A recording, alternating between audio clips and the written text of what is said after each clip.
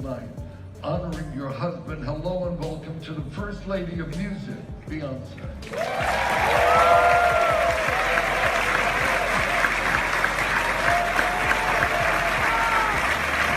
Davis party is always a highlight of Grammy weekend. The anticipation for the big show on Sunday reached a fever pitch with just the mention of two names. We hear that Beyoncé and Jay-Z are opening the show. What's your reaction to that?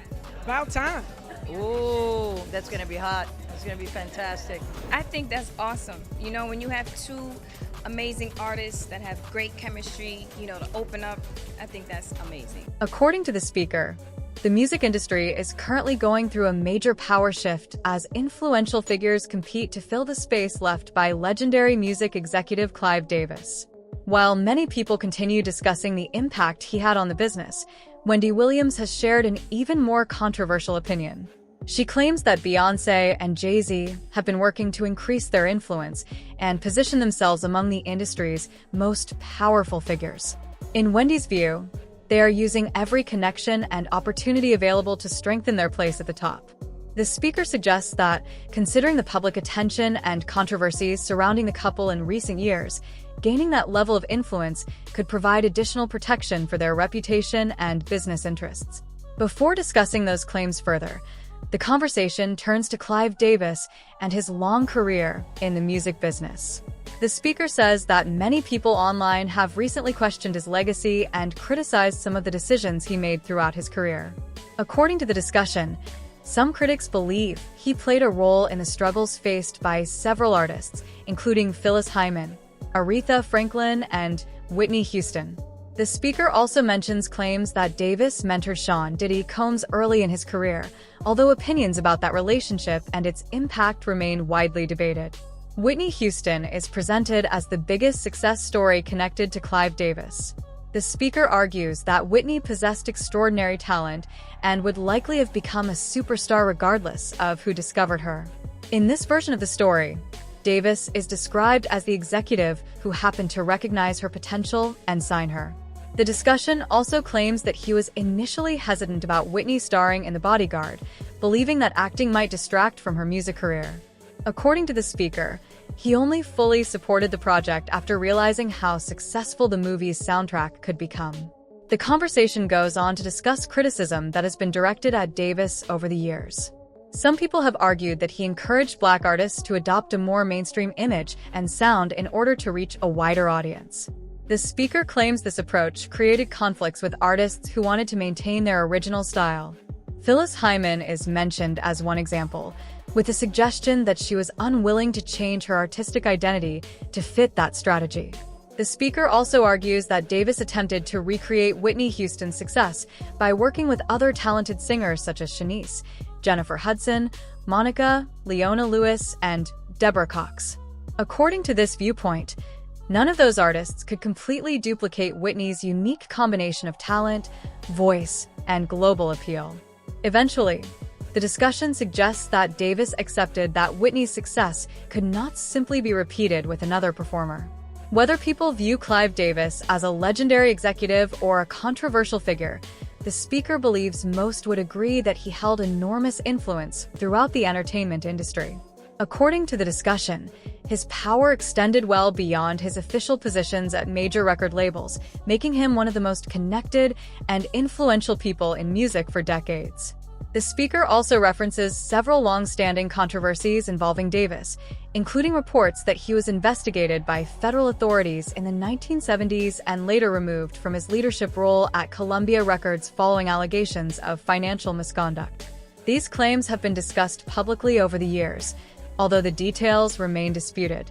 Finally, the narrator repeats allegations that Davis played a significant mentoring role in Diddy's rise within the music business, presenting this as part of the broader debate about his lasting influence on the entertainment industry. The other part of that is we never talk about what Clive Davis did to Milli Vanilli, because those were young black men, but they looked a certain way and they were too pretty. But we have these big old fat black guys that can really sing. So we're going to have them sing, but we're going to put Milli Vanilli up. And then when it got discovered that the scam was happening, Clive Davis didn't lose a Grammy. Milli Vanilli did. Clive Davis wasn't shunned. Milli Vanilli was. Clive Davis went on and made Bad Boy, made J Records, gave Usher a record deal, built LaFace Records, did everything he wanted to do without any consequence or recompense to what he did to those young boys who were out front through no fault of their own, who were forced into that situation, and the fat black kids who were in the back singing. During the legal investigation involving Sean Diddy Combs, many rumors began circulating online about other powerful figures in the music industry. According to the speaker, some people believe the investigation could eventually expose influential executives as well. The discussion also repeats unverified claims that Clive Davis may have encouraged Cassie to move forward with her lawsuit, giving her confidence that she had support behind the scenes. The speaker suggests there may be more information that has not yet become public. It also claims that many people were afraid to challenge Clive Davis because they believed his influence could seriously damage an artist's career. Oh, they claim he was one of the most evil producers in the game, right? Remember when TLC held him hostage in that bad contract? Oh, all right. Remember Whitney passed away the night before the Grammys? There's supposed to be his name around it. Remember they asked him about a whole bunch of stuff about P. Diddy? And he didn't say nothing? What does Clive spell backwards? Rest in peace. According to the speaker, being on Clive Davis's good side came with major advantages. Artists who had his support were believed to receive more promotion, stronger backing from their record labels, and opportunities that many musicians could only hope for. With his influence no longer as dominant as it once was, the discussion turns to who might become the next major power in the music industry. Wendy Williams believes there is little doubt that Jay-Z has become one of the industry's biggest gatekeepers. The speaker explains that Jay-Z successfully expanded beyond his career as a rapper and built a powerful business empire. Alongside Beyoncé, he created a brand that reaches far beyond music, including business investments, entertainment, fashion, and other ventures. According to the discussion, their combined success has made them one of the most influential couples in the industry. Because of that reputation, some artists reportedly feel pressure to stay on good terms with them, even if those artists are already successful on their own. However, the speaker argues that public opinion about the couple has started to change. While Beyoncé continues to have a loyal fan base that strongly defends her, the narrator claims that more people have begun questioning the influence that she and Jay-Z have behind the scenes. Several examples are mentioned to support that opinion. The discussion points to Nicki Minaj, who has publicly expressed frustration over business matters involving the Tidal streaming platform. According to the speaker, Nicki believed she was not fairly compensated after Jay-Z sold his ownership stake. The narrator also repeats claims that Jay-Z allegedly used his industry influence to slow the promotion of her music after disagreements over business relationships. These claims remain disputed and have not been established as fact. The story also brings up Rihanna and her Anti album. According to the speaker, the album was released early on Tidal as part of a strategy to attract more users to the streaming service. The narrator argues that this decision disrupted the album's planned rollout and suggests it affected Rihanna's relationship with Jay-Z. The discussion even claims that this experience contributed to her taking a long break before releasing another studio album, although many other factors could also explain that gap. Finally, the speaker mentions criticism Jay-Z has received over some of his business decisions. The discussion claims that some critics believe he moved away from positions he had previously supported, including issues related to Colin Kaepernick's activism. It also references concerns about development projects connected to Brooklyn, arguing that rising property values and higher rents affected longtime residents and local businesses. According to the narrator, some people found these decisions surprising because Jay-Z often speaks proudly about growing up in the Marcy houses. These opinions continue to be debated, but the speaker uses them to argue that both Jay-Z and Beyoncé now face more public scrutiny than they did in the past. Say it. We know why he don't like Drake. Jay-Z don't like nobody. And that's the word on the curb, Uncle Ho. They say you don't like nobody. If somebody starts to get a little too this, that, and the fourth, you making a call. You making a call.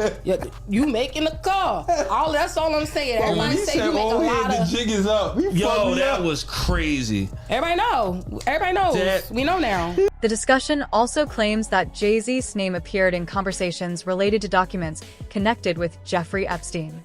According to the speaker, some reports and online discussions suggested that people associated with Epstein admired Jay-Z's business success. The narrator also repeats claims that one message suggested Jay-Z's influence had reduced public activism within parts of the Black community. These allegations remain disputed and should not be treated as established facts. The conversation then shifts to Beyoncé, mentioning several rumors that have circulated online over the years. These include unproven allegations about her personal beliefs, claims that she borrowed ideas from other artists, and accusations that she and Jay-Z used their influence to limit competition from rising performers. The speaker argues that although Beyoncé continues to have a strong public image, some people believe that image has become more heavily questioned in recent years. According to the narrator, the legal troubles involving figures such as R. Kelly and Sean Diddy Combs have made powerful celebrities more aware of the risks of losing public support and influence. The speaker believes that Jay-Z and Beyoncé are focused on building strong industry relationships, maintaining valuable connections, and protecting their reputation, so they remain influential regardless of changing public opinion. These views reflect the speaker's opinions and ongoing online speculation rather than verified facts. The same thing that people look down on R. Kelly for, Jay-Z was engaged in the same type of activity. So my only point was, why y'all still honor him? Because y'all think he didn't, or because y'all don't know?